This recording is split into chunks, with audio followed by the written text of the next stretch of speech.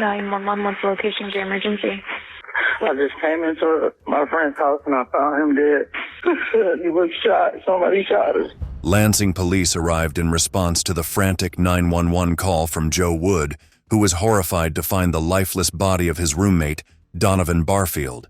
Lansing police, if you're in here, make yourself known. Ready? He's under here. Yeah. They tossed it. They were looking for some. Little did they know that Joe hadn't told them everything. He was hiding a chilling secret, a murder tape that he was too terrified to reveal. Give me that video. Give me the truth. Give me the names of the people that are threatening you. You did not delete that, did you? The video still exists, right? This is the moment of truth. We're either giving his family the answers they deserve, or we're giving the middle finger to all of them. And what that secret recording held was too disturbing to comprehend. There's video of you grabbing shoes. Those shoes were found where tonight in your apartment. Give me the name of the man that killed me. On the morning of Friday, December 14th, 2018, just before 10:30 a.m., officers from the Lansing Police Department were dispatched to the 3600 block of Bayview Drive in Lansing, Michigan.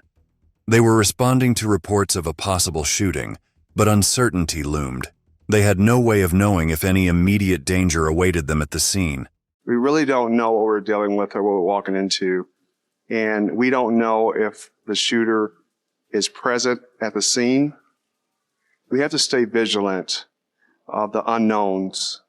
As three officers approached the one-bedroom apartment, they noticed no signs of forced entry. The door was slightly ajar. After pausing for a few seconds, guns drawn, they cautiously stepped inside, uncertain of what they might encounter. To their relief, the apartment appeared empty. There was no one hiding inside. However, trouble became evident the moment they stepped into the bedroom at the back.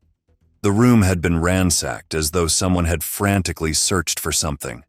But the most chilling discovery awaited them in the corner of the room, concealed beneath an air mattress. Coming across. Clear. He's under here. Yeah. All right, we're gonna lift this. All right, up. An African-American man lay face down in a pool of blood, his body riddled with gunshot wounds, 2 to the back of his head and 4 more to his abdomen. When the detectives examined him, his body was cold to the touch, with no signs of life. The scene left no doubt. This was a brutal and deliberate act of homicide. After securing the crime scene, the detectives began processing the apartment, finding it in complete disarray with blood splatters on the bedroom walls. But then, they made an unexpected discovery. Scattered on the floor were several shell casings from 2 separate guns, a .30 caliber and a 9mm. This indicated the involvement of 2 possible assailants. Given the state of the crime scene, detectives theorized that Donovan likely knew his attackers and, even worse, might have allowed them inside. However, what had truly transpired in that apartment remained a mystery. Despite a thorough search, no additional evidence was uncovered, not even the murder weapons. The detectives then shifted their focus to the person who had led them to the scene, Joe Wood, who was still outside the apartment complex, as per the 911 dispatcher. Hoping he could shed light on the events leading up to the murder, they prepared to question him for any crucial details. You don't have anything I need to poke me stick with? No weapons? Awesome. Okay, back seat here. Take a seat right there. Thank you. So who is he? Is he your buddy or? Okay. Joe identified the victim as his 28-year-old roommate, Donovan Barfield, who was also known as Lou. It was an incredibly difficult situation for him, but the officers knew they had to press on with their questions to gather as much information as possible. When did you last see him? Last night, 7, 8 o'clock. Okay.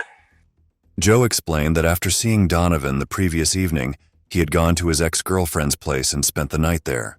I came to grab some shoes. What'd you notice when you opened the door? Was it unlocked? When I came in the door was like, it was unlocked. I stuck my key in, like the door just kind of like pushed open. So when I went in, like I seen the crib, like Like it looked like somebody went through the whole crib. So I'm calling for him, like, Lou. That's what I call him, Lou. Calling his name. I don't hear anything. Did you touch anything? So you said you had a key for the apartment? Why do you have a key? My girl had been in school, so I kind of been staying over there a couple of weeks. So I had been staying there. I had just dropped her off at work. Although Joe wasn't considered a suspect at that point, detectives needed to verify his alibi to ensure he wasn't involved in the crime in any way. They also asked him if there was anyone who might have had a motive to harm Donovan.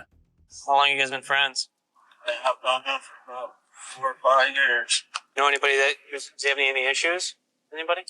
Nobody. I don't know really who. Up until this point, Joe hadn't provided any reason for the detectives to suspect him. However, with no other viable leads to pursue, they decided to take him to the police station for a more formal interrogation to gather further information. All right, so what's going to happen? I'm going to take you down to our police department, and the detectives are going to talk to you there, get your whole story, try to figure this out, okay? In the interrogation room, the detectives pressed Joe for more details, asking him to walk them through the moments leading up to his horrifying discovery. You found him, and how long after that did you call? As soon as I found him. Now tell me about the buzzer box outside. Right? That's how I know somebody he knows. Because the only way you can get in the door is if somebody buzz you in the door. When you go up and just push the key in? As soon as I stick the key in, the door just opened.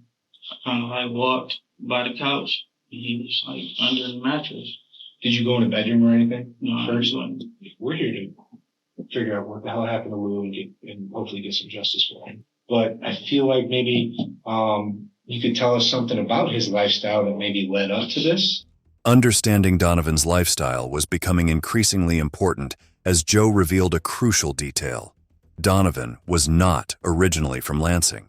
He had recently moved to the city from a nearby town just a few days prior to his death. He's from Detroit. I know he be in a lot of stuff down there, so I don't know if it could be something from there. But as far as like him having problems with somebody or something like that, I ain't never known him to get into it with one person up there. Okay. Like he keeps to himself. He's a real private person. Since Joe couldn't provide any information about Donovan's life in Detroit or any potential conflicts he might have had there, the detectives shifted their focus to something he might know or speculate on.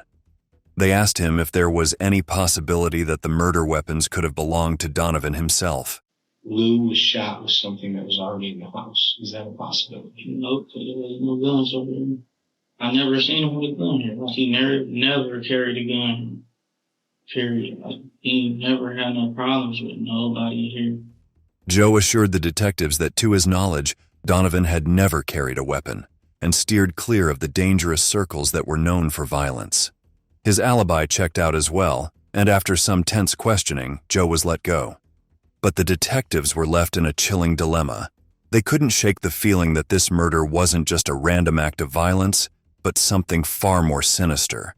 However, they also had no leads on who might have had a motive to harm Donovan. When Donovan's family was informed of the shocking news, they were crushed. But as they stood in the face of their grief, they, like the detectives, were left with a haunting question. Who could do such a thing to Donovan, and why? She said, they found Donovan dead. I said, what? Any thought in my mind that I would thought that someone would take his life? Why? It wasn't yet time for the family to fully grieve. Instead, they were forced to put on a brave face in the wake of their loss. In order to learn more about Donovan's life, the detectives brought in his mother, Betty Barfield, for questioning. You referred to your son as Lou? Well, his friends do. I just call him every now and then. I call him Donovan.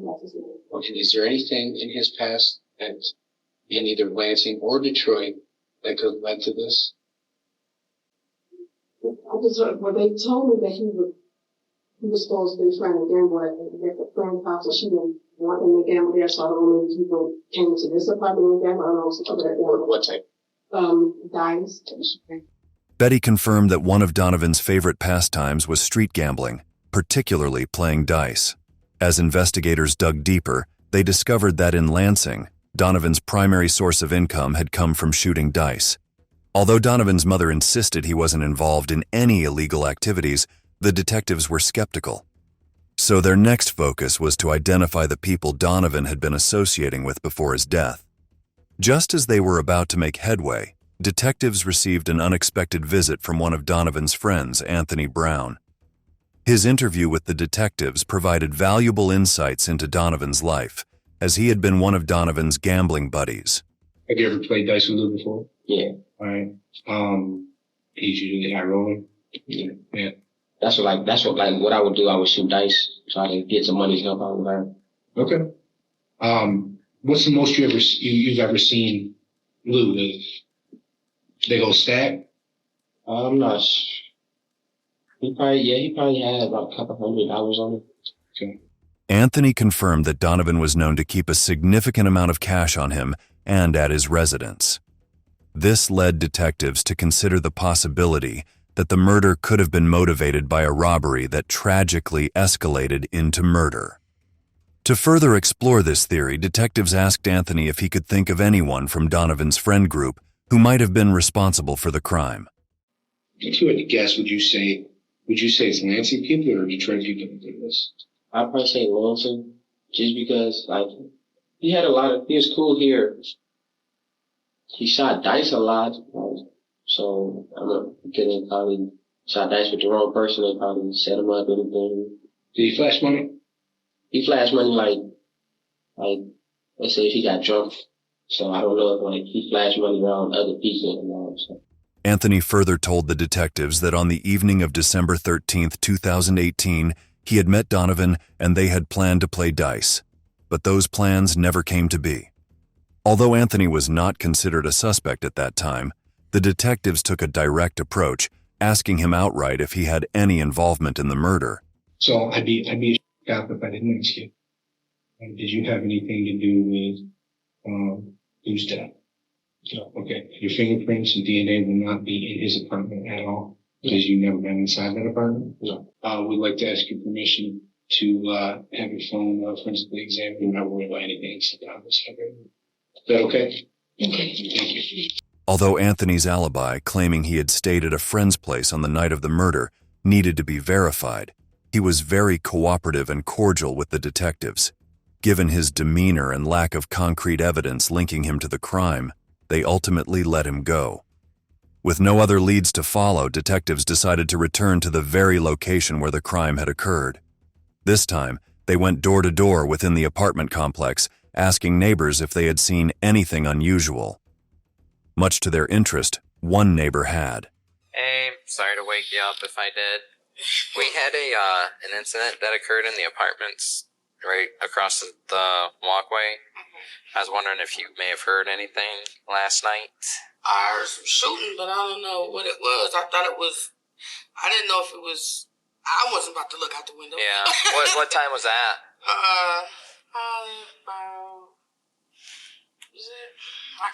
Maybe 2 something. I don't know. So early morning-ish. Yeah, I believe that, but that's... Do you know how many gunshots did you hear approximately? Sounded about like 7 or 8. 7 or 8? You hear anybody yelling or anything like that, or just heard the gunshots? That was it? No, I just heard doors slamming and shoots. The detectives then spoke with the building manager to inquire if there had been any issues with the residents or unusual activities in the complex. Now, I don't know if the maintenance guys have told you guys, though. We've been having 2 black gentlemen that come through here at night. There's these 2 kids. They wear hoodies. They're out late at night. And they got into the vehicles out here. And broken vehicles. When was that? Let's see, Tuesday night.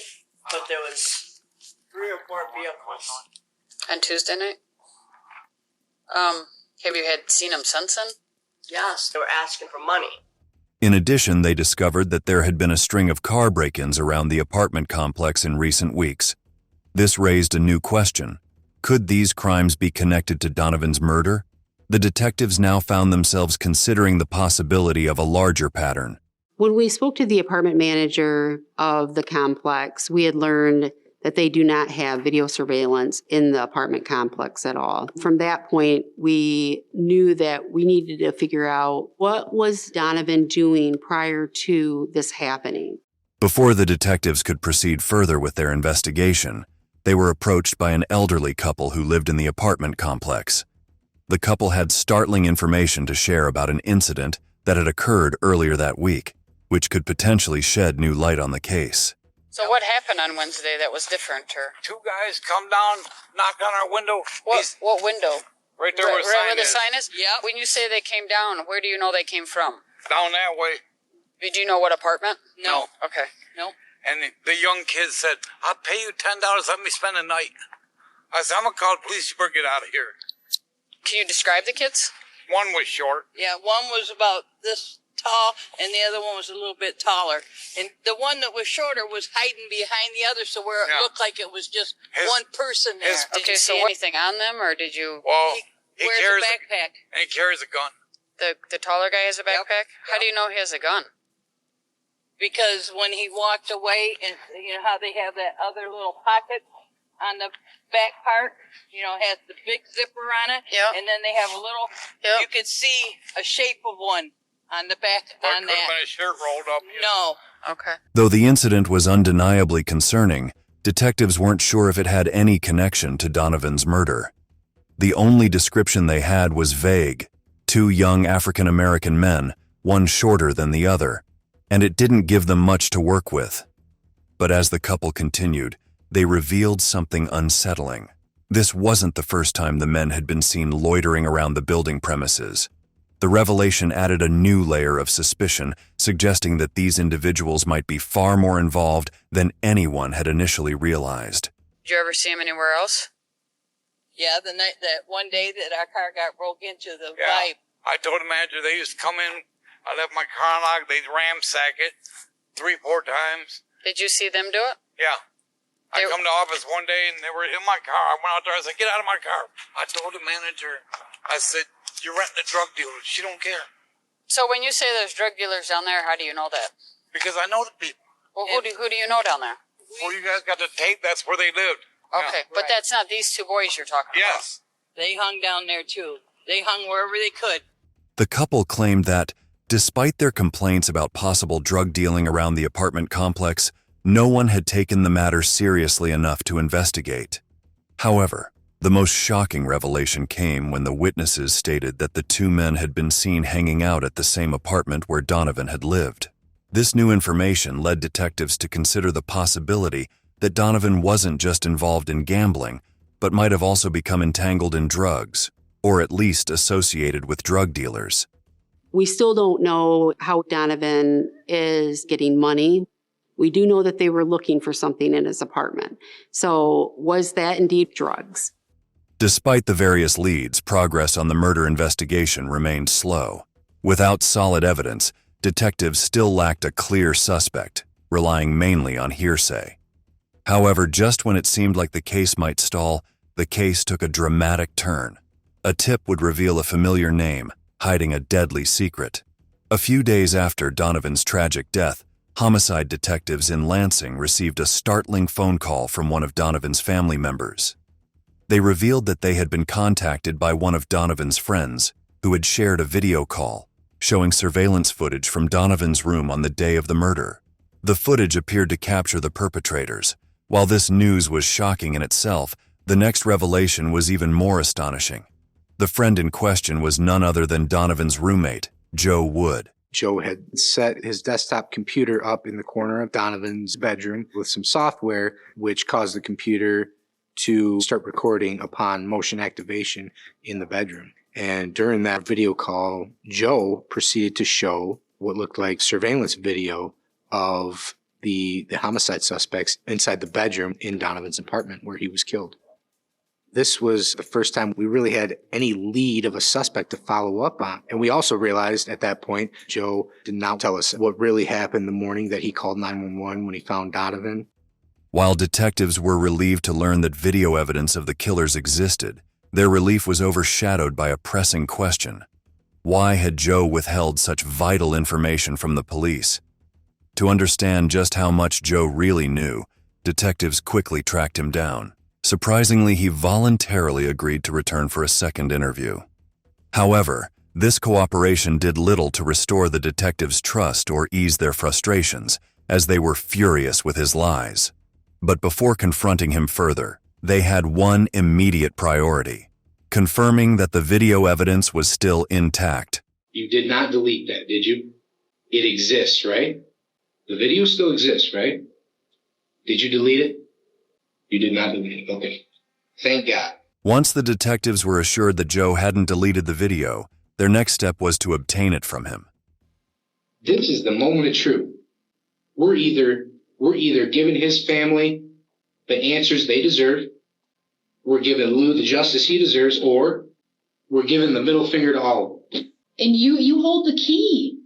You hold the key. I always know how this works. Like, it always happens. That person always end up dead. Give me that video. Give me the truth. Give me the names of the people that are threatening you. Give me the name of the that killed me. And I promise you I'll do my job. Despite their persistent pressure on Joe to hand over the video and help bring justice for his friend, Joe remained hesitant. He was adamant that if he gave the video to the detectives, his own life would be at risk. Joe also revealed that this was the very reason he had reached out to Donovan's family instead of the police. However, as Joe was still unwilling to hand over the video, the detectives decided to raise the stakes. They bluntly informed him that his lack of cooperation would only land him in trouble. Okay, here it is. If I don't get that video, you're going to be arrested for obstruction. Felony. Okay? It's way too late for that. It's way too late for that. We're here. With some added persuasion, Joe shared startling details about the events of that fateful morning. He explained that around 8:15 a.m., he had returned to the apartment and discovered Donovan's lifeless body. Overwhelmed and unsure of what was happening, Joe panicked, grabbed his computer, and fled the scene. Seeking refuge at a friend's house, Joe set up his computer and reviewed footage from his surveillance program. Nearly 2 hours later, he returned to the apartment and called the police, worried about how long it might take for someone else to discover Donovan's body. In the meantime, Joe's friend was holding onto the computer. While these revelations helped detectives piece together a clearer timeline, Joe remained hesitant to fully cooperate. Extracting the location of the computer from him proved to be a delicate challenge. Your name's on this. It's what you do now that makes you a man or makes you a punk. At this point, that's all we need. Is we need that piece. We need that piece of the puzzle right today. You're almost there. Your heart's in the right place. That you. It's that one more step. I want to make somebody so they can bring Make the call, have him come here. Joe finally disclosed the location where his friend had been keeping the computer and assured the detectives that the video had never been altered.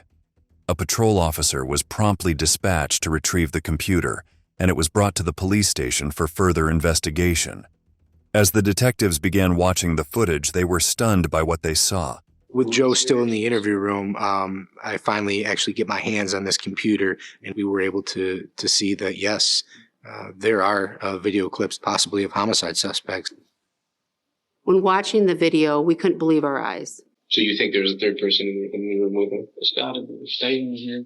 If they in the room, where is he at? To the detectives' surprise, the video captured not one or two, but 3 perpetrators. Unfortunately, Joe didn't recognize any of them. The footage showed the 3 hooded men ransacking the apartment, taking items as they pleased, 2 of them armed with a firearm. At one point, one of the assailants approached the camera and looked up, allowing the detectives to capture a screenshot of his face. However, the grainy quality of the footage made it difficult for the detectives to obtain clear images for identification. Despite this, the detectives felt the evidence brought them one step closer to uncovering the truth. In the midst of this, Joe had one final confession to make. Regardless of what y'all think, my plan was to put it on the flash drive and eventually give it to y'all. Like anonymously or something? I swear to you, I've never seen a day in my life. I swear, never seen him. That's why I said it was a setup. And detectives believed him. Although Joe had made the odd choice not to come forward with a crucial piece of evidence, he seemed genuine in his efforts to help his deceased friend. Joe's alibi for the night was also verified, confirming he had no direct involvement in the crime. Detectives now knew that 3 dangerous individuals were on the loose armed with guns, and time was running out. If they didn't act quickly, their crime spree could continue, putting more people in danger. In a desperate move, detectives released a picture of one of the suspects from the surveillance video, hoping for a lead. Their gamble paid off when they received a startling tip shortly after. We get a Crime Stoppers tip who gives us the name of a Facebook profile and further advises us that they believe the owner of this profile is involved in the murder of Donovan Barfield. Detectives soon discovered that the Facebook profile in question was linked to a 19-year-old man named Neil Prince. Alarmingly, Neil had been attempting to sell several items on Facebook in the past few days, including a pair of black and peach Nike foams, a brown leather bag, and a gold cross pendant. With a warrant in hand, detectives searched Neil's apartment where they found all the stolen items, confirming that they had been taken from Donovan's home. Additionally, a sweatshirt and pair of jeans matching the attire of the suspect in the surveillance video were recovered. As a result, Neil was immediately taken into custody and brought in for questioning. We want to speak to you about a homicide that occurred over on Bayview on December 14th, specifically. Okay? Understand that just didn't pick your name out of the hat. We have information available to us that we think that you have some knowledge about that incident that you can share with us. Okay? Okay, I will tell you there was surveillance footage in the apartment. You are on the surveillance footage. You realize that? I'm not so that I'm giving you an opportunity to tell us what happened. No. That's what I do. Watching videos. This is your opportunity. I don't know how else to make that clear. This is your opportunity to tell us what went on. You know you weren't the only one there. I'm telling you that there's a dead man's property in your apartment. I'm telling you that I know that someone had put you in that area, and you're telling me that you weren't there. I know you were there, but what I need to know, Neil, is what happened. You're the only one who can help me with that. I need to know what happened. I don't know. What are you talking about? What property you're talking about? That's the part that I don't think you're understanding. Like, we're not BSing you on the video. There's video of you grabbing shoes. Those shoes were found where tonight in your apartment. If you didn't do the shooting, why don't you tell us who did? We know you were there. Despite the detectives making it clear that they had irrefutable evidence against him, Neil stubbornly denied any involvement in the murder. He refused to reveal any details about the other 2 suspects too, who the detectives still had no leads on. Just when it seemed the case had hit a dead end, a shocking breakthrough came out of nowhere. A few days later, detectives received word of an arrest involving a familiar face, Anthony Brown. He had been pulled over during a routine traffic stop for unlawful possession of a weapon that seemed to be a key piece in a far darker scheme. They found a 9mm handgun in his possession. We knew that he was with Donovan that evening, and we knew that we had shell casings that were 9mm on the scene. It was discovered that, indeed, that 9mm that was in Anthony's possession during that traffic stop was the same 9mm that matched those shell casings that were on scene of Donovan's homicide. At that point, detectives knew it was time to speak with Anthony again. Do you know what can happen to somebody that provides false information on a homicide investigation? I don't have anything to say. If I were to write a search warrant for your cell phone, what do you think would show your location? Well, during this homicide, where would it show you that this is the location of your cell phone? Would I tell you about that? When I ask you these questions, Anthony, it's because I already know. Now, I'm not saying that you're a cold-blooded killer. What I'm saying is, you were there, that's sideways, and I can prove it. Much like Neil, despite the overwhelming evidence against him, Anthony vehemently denied any involvement in Donovan's murder. He provided an alibi for the night in question. However, when the police verified his alibi, the witness contradicted his account. Faced with this revelation, Anthony quickly lawyered up, signaling that he was no longer willing to cooperate with the investigation. Excuse me, but I need a lawyer or something. Now that you've requested an attorney, I'm not going to ask you more questions, but knowing what we know now, you're going to think talk about what you were saying.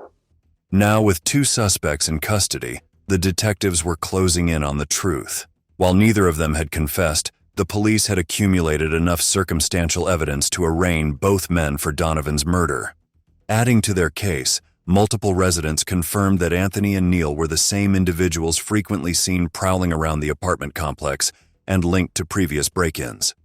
With all this information, both suspects remained behind bars awaiting trial.